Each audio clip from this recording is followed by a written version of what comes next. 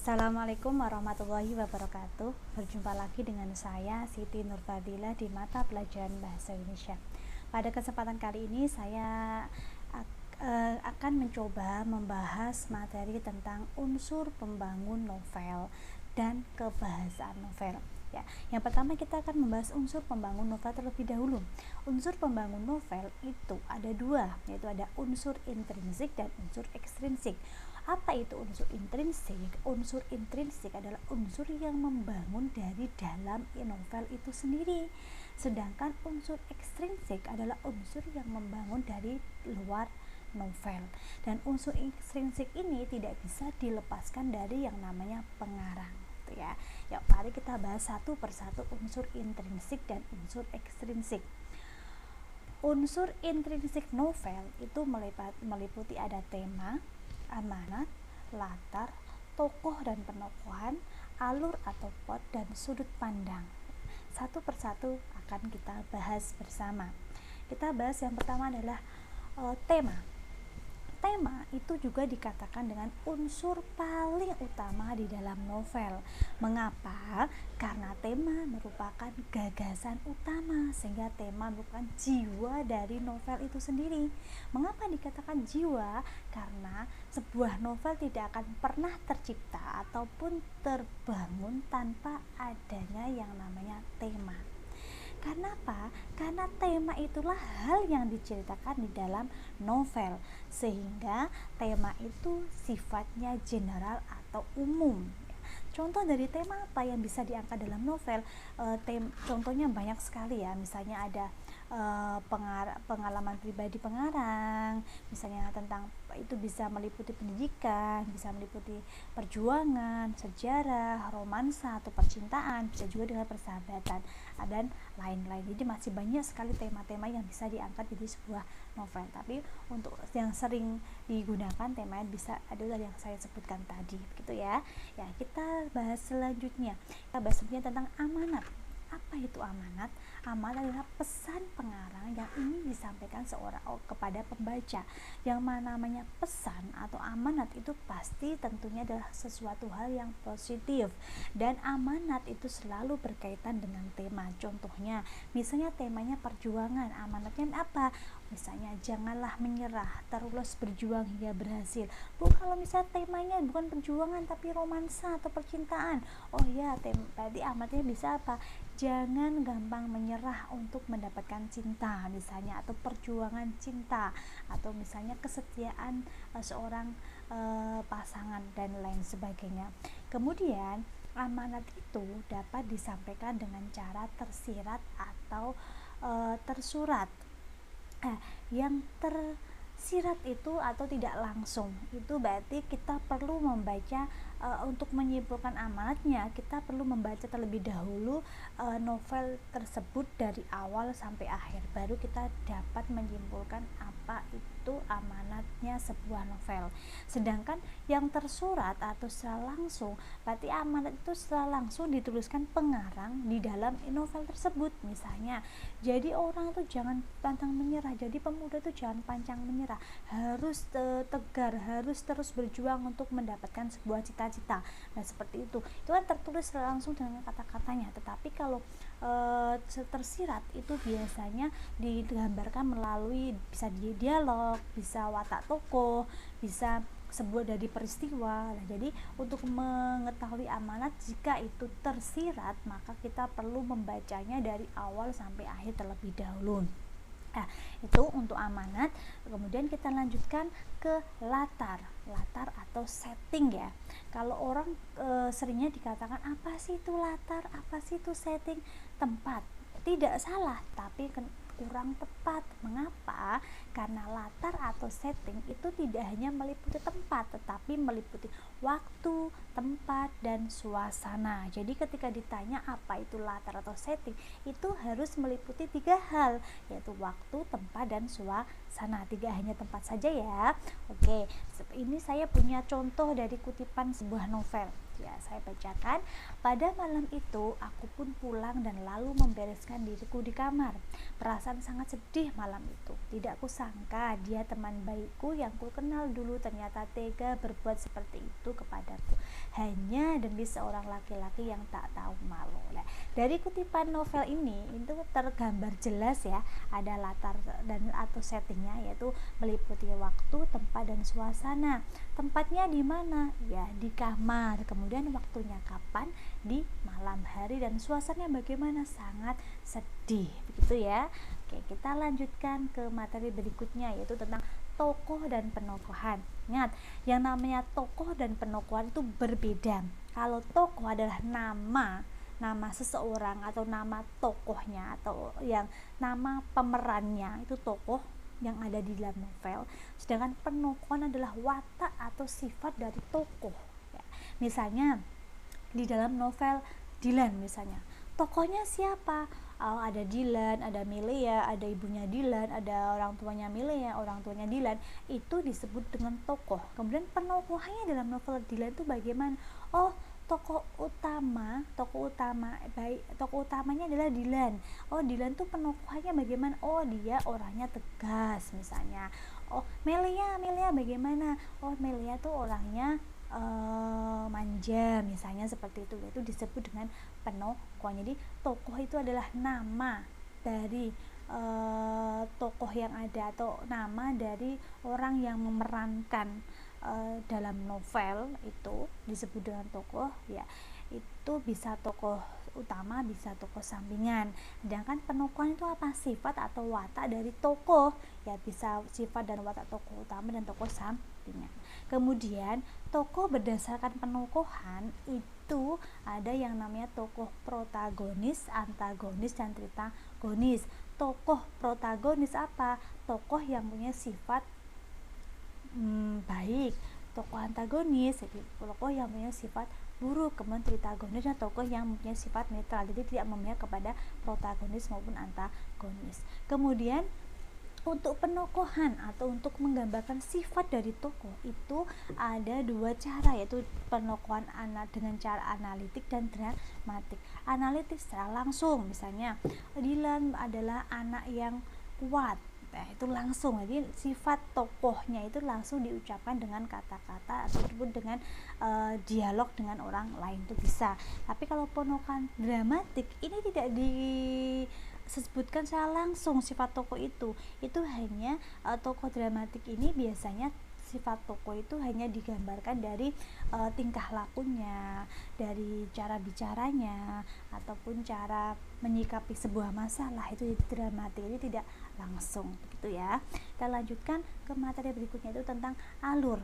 Alur itu ada alur maju, alur mundur, dan alur campuran. Tetapi kalau dalam novel itu biasanya yang sering digunakan adalah alur campuran, walaupun tidak jarang juga novel yang hanya menggunakan satu alur, bisa alur maju, alur mundur, gitu ya. Alur maju, apa itu alur maju? Yaitu alur yang menceritakan dari sekarang dan nanti, atau sekarang yang sedang terjadi dan nanti yang akan terjadi. Alurnya maju. Kemudian kalau alur mundur itu alur yang bagaimana? Alur yang menceritakan sekarang dan kemarin, atau sekarang yang sedang terjadi dan dilanjutkan kemarin yang sudah berlalu.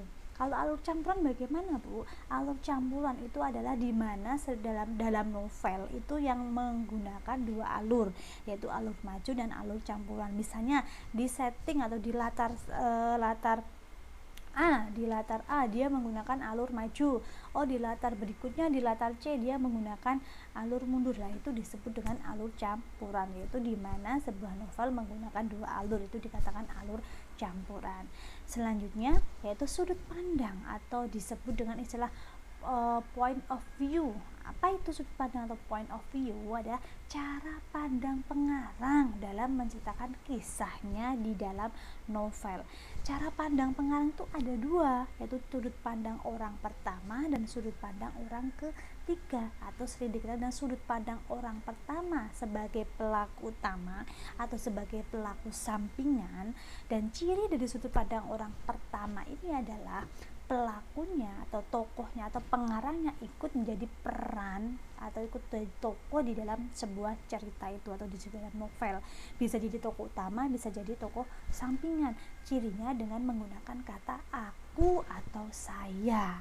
Kalau di dalam novel itu menggunakan tokohnya ada kata aku, menggunakan kata aku atau saya, itu berarti sudah dapat dipastikan bahwa sudut pandangnya menggunakan sudut pandang orang pertama.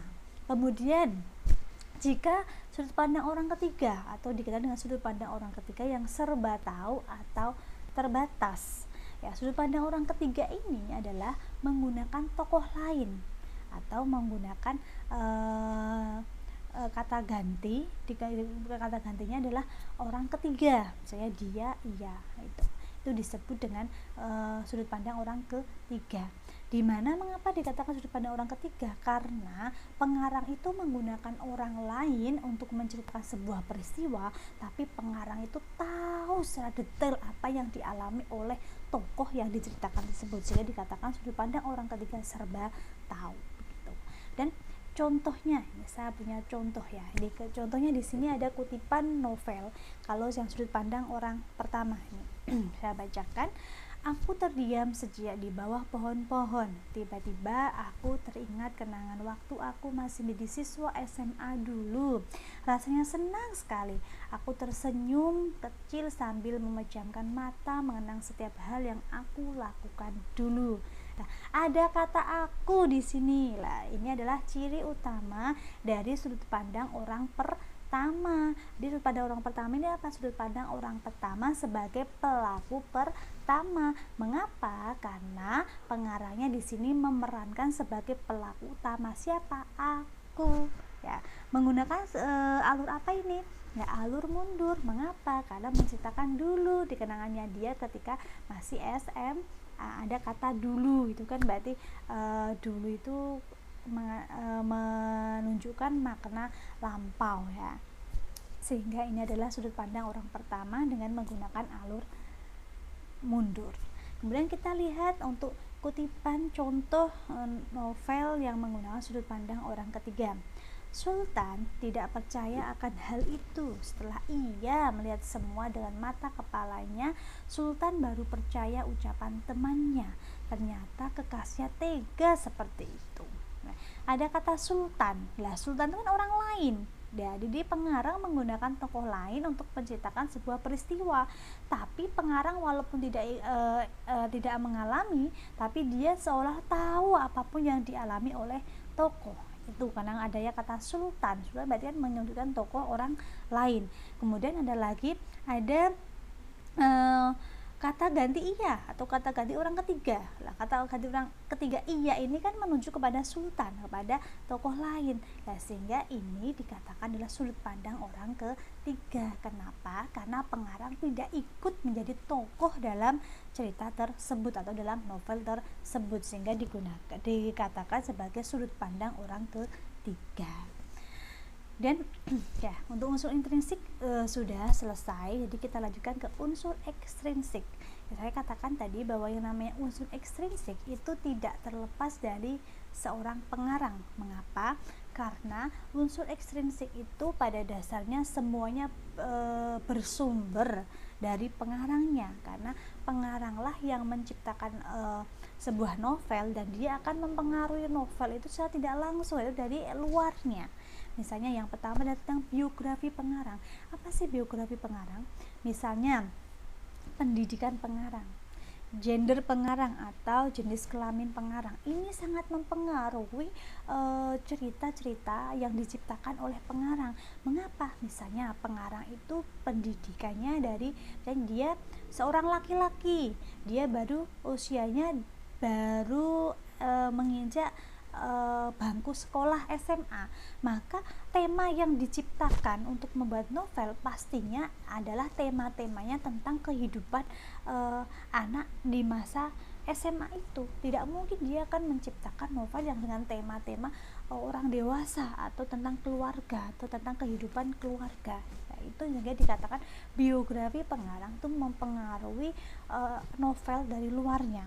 Kemudian nilai-nilai itu meliputi apa? Nilai agama, nilai budaya, nilai sosial. Lah, ini juga sangat mempengaruhi terciptanya novel. Mengapa?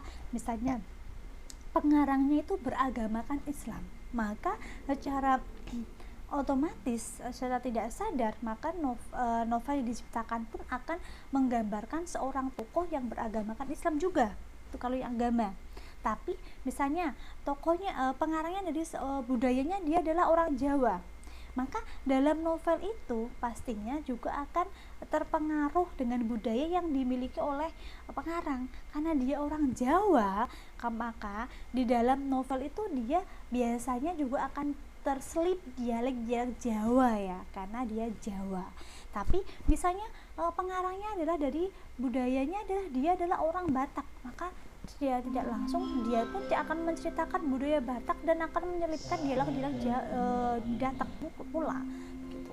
Dan situasi dan kondisi yang dimaksud dengan situasi kondisi itu kapan terciptanya novel itu kapan terciptanya. Misalnya di era tahun 2000-an atau di era tahun 90-an. Maka kalau misalnya novel itu terciptanya di era tahun 90-an, maka tema-tema yang diangkat adalah kehidupan sehari-hari, suasananya pada tahun 90-an. Berbeda jika novel itu tercipta di tahun 2000-an, maka yang diangkat adalah kehidupan sehari-hari di tahun 2000-an. Dan kita lanjutkan ke kebahasaan novel. Kebahasaan novel yang pertama itu disebut dikenal dengan istilah terdapat kalimat dengan makna lampau. Yang namanya makna lampau itu kan berarti menceritakan sesuatu yang sudah terjadi atau sudah berlalu. Dan biasanya kalau novel ini menggunakan makna lampau itu adalah ketika novel ini menggunakan alur mundur. Contohnya di sini ada kata pada zaman dahulu. Pada zaman dahulu ini jelas ya, berarti kan menceritakan sesuatu yang lampau dulu. Ada kata zaman dahulu. Orang membuat api dengan cara menggosokkan 2 buah batu hingga keluar percikan api. Ya. Kemudian contoh yang kedua, sekitar 1 tahun yang lalu, ada kata lalu. Lalu itu berarti sudah terlaksana, sudah terlewati. Kemarin, kapan itu? Tidak tahu pasti. Setahun yang lalu berarti kan setahun kemarin. Nah itu berarti maknanya sudah lampau atau sudah terlewati. Sekitar 1 tahun yang lalu virus COVID-19 muncul di Wuhan untuk pertama kali. Nah kita bisa mengenang kejadian 1 tahun yang lalu ketika Wuhan pertama kali terkena wabah COVID-19 gitu. Jadi biasanya untuk makna lampau ini ada atau terdapat makna lampau itu apabila novelnya menggunakan alurnya alur mundur gitu ya. Ya, kita lanjutkan kaidah kebahasaan yang kedua. Kebahasaan yang kedua dalam novel itu terdapat konjungsi temporal dan konjungsi kronologis. Apa itu konjungsi temporal? Konjungsi temporal itu juga dikenal dengan istilahnya konjungsi waktu. Mengapa? Temporal atau waktu itu adalah konjungsi yang menunjukkan suatu kejadian kapan terjadinya. Nah, contohnya konjungsi temporal itu apa? Sejak, ketika, saat itu, sambil, sewaktu, selama, sementara, kemudian, lalu, setelah, sehabis, kini, sedari, seraya, tatkala, dan sebagainya, dan lain sebagainya. Kemudian kita bahas konjungsi kronologis ya. Konjungsi kronologis dan konjungsi temporal dalam novel itu sebenarnya seringkali digunakan secara berdampingan, sehingga untuk kebahasaannya pun dibahas secara bersamaan, dan temporal dan kronologis, karena biasanya dalam novel konjungsi ini keduanya itu digunakan berdampingan. Konjungsi kronologis itu apa? Konjungsi yang menceritakan urutan sebuah peristiwa. Kronologis, urutan peristiwa. Contohnya apa? Konjungsi kronologis adalah sejak itu, lalu, sebelum, setelah, pada akhirnya, mula-mula, kemudian, sementara itu, pertama-tama, kedua, dan ketiga. Nah, kita bahas kaidah kebahasaan yang ketiga, yaitu terdapat banyak kata dalam menggambarkan sebuah tindakan. Sebuah tindakan, kata yang menyebabkan sebuah tindakan atau menggambarkan tindakan itu apa? Ya, kata kerja apa? Yaitu kata kerja yang menunjukkan sebuah tindakan. Dan ciri utama dari kata kerja yang menunjukkan sebuah tindakan itu biasanya mendapatkan imbuhan dan juga bisa juga dengan mendapatkan akhiran kan. Misalnya kata kerjanya buka. Ya, kata kerja buka ini mendapatkan imbuhan membuka, sehingga menjadi kata kerja yang menggambarkan sebuah tindakan apa? Tindakan membuka. Ya, misalnya contohnya lagi, kata kerja masak mendapatkan imbuhan memasak. Ya, ini disebut dengan kata kerja yang menggambarkan tindakan karena mendapatkan imbuhan Kalau yang akhiran kan bagaimana? Lah, biasanya dalam kata kerja yang mendapat imbuhan dan kan ini juga imbuhan dan akhiran kan ini digunakan bersamaan. Misalnya membukakan. Nah, kata imbuhannya dan akhiran kan, sehingga menjadi kata dasar kerjanya buka, membukakan. Ini menjadi kata kerja yang menggambarkan sebuah tindakan. Gitu ya. Ya, mari kita coba untuk kata kerja tindakan. Kita lihat kalau dijadikan sebuah kalimat. Violet membuka lemari pakaian dan memilih gaun yang akan dipakai ke pesta ulang tahun. Nah, kata membukakan, ada kata membukakan, sehingga kalimat ini dikatakan kalimat yang menggambarkan sebuah tindakan. Mengapa? Karena terdapat kata kerja tindakan. Apa itu kata kerja tindakannya?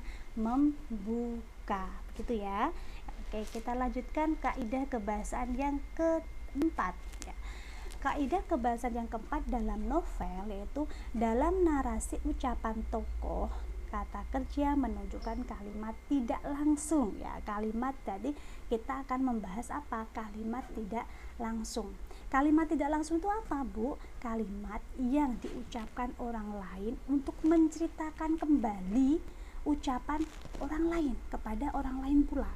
Tuh, gimana, Bu? Bingung ya? Ya, gini, misalnya saya menceritakan tadi saya habis berbicara dengan Rini misalnya, dan saya ketemu lagi dengan misalnya dengan Nahla, dan Nahla bertanya kepada saya, Rin, Bu, tadi Ibu ketemu dengan Rini ya? Iya, betul. Misalnya saya bertanya, saya bilang seperti itu. Tadi Rini bilang apa ya, Bu? Oh iya, tadi Rini itu bertanya kepada Ibu. Dia tanya kapan ulangan harian bahasa Indonesia. Lah, itu disebut kalimat tidak langsung. Mengapa? Karena saya menceritakan kembali apa yang diucapkan Rini kepada saya tanpa menggunakan kata-kata yang digunakan Rini, tapi saya menggunakan kata-kata saya sendiri tanpa mengubah isi dari perkataan Rini, gitu ya, sehingga dikatakan kalimat tidak langsung, gitu. Paham ya? Oke, kita lanjutkan ke kebahasan yang kelima, yaitu kalimat tidak langsung. Kalimat langsung. Kalau tadi kita membahas kalimat tidak langsung, sekarang kita bahas kalimat langsung. Bedanya di mana? Jelas. Kalau tadi kalimat tidak langsung itu kita mengucapkan kembali perkataan orang lain dengan menggunakan bahasa kita tanpa mengubah maknanya, tanpa mengubah intinya. Tapi kalau kalimat langsung itu kita mengucapkan kembali perkataan orang lain dengan tidak mengubah perkataannya, dia menggunakan perkataan orang lain itu tanpa mengurangi satupun kata yang diucapkan orang tersebut. Jadi kita mengulangi apa yang diucapkan orang tersebut. Ya. Contohnya di sini, ayah baru saja berangkat ke kantor, ujar Tina. Kata ayah baru saja berangkat ke kantor, ini siapa yang mengucapkan? Yang mengucapkan Tina. Kemudian yang mengulanginya siapa? Misalnya Rini. Dari Rini bercerita kepada siapa? Kepada Andi, misalnya seperti itu. Kemudian ciri yang kedua, kalimat langsung itu penulisannya itu ada tanda petiknya. Ya, tanda petik ini menggambarkan bahwa ini adalah kalimat yang diucapkan orang lain atau orang yang diceritakan tadi. Gitu. Dan kita lanjutkan ke bahasan yang keenam. Nah, ke bahasan yang keenam itu mendeskripsikan latar tempat atau suasana ataupun serta watak tokoh menggunakan kata sifat. Apa itu kata sifat? Ingat ya, kata sifat itu bersifat subjektif. Mengapa bersifat subjektif? Karena kata sifat itu kaitannya dengan selera orang. Ya, contohnya apa? Misalnya manis, terang, cantik, indah, itu kan relatif ya, sesuai dengan selera orang. Belum tentu saya mengatakan Andi itu ganteng ya, belum tentu misalnya Rina juga bersependapat dengan saya kalau Andi itu ganteng begitu. Kemudian untuk kata sifat itu juga bisa diimbui dengan kata paling, misalnya paling cantik, paling manis, paling baik, seperti itu. Kemudian kaidah kebahasaan yang ketujuh, yaitu terdapat kata kerja dalam menyatakan sesuatu di pikiran atau yang dirasakan tokoh. Ya, misalnya contohnya kata apa? Merasakan, menginginkan, mengharapkan, mengalami, mendambakan, menghargai, membutuhkan, memikirkan, menganggap, merupakan, dan lain sebagainya.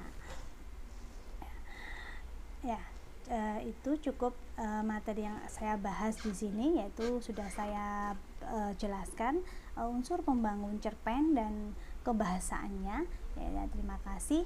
Apabila ada salah kata atau kekurangan, bisa saya menerima kritikan dan saran, silakan bisa diketik di kolom komentar. Dan apabila bermanfaat, terima kasih saya ucapkan. Wabillahi taufiq wal hidayah. Wassalamualaikum warahmatullahi wabarakatuh.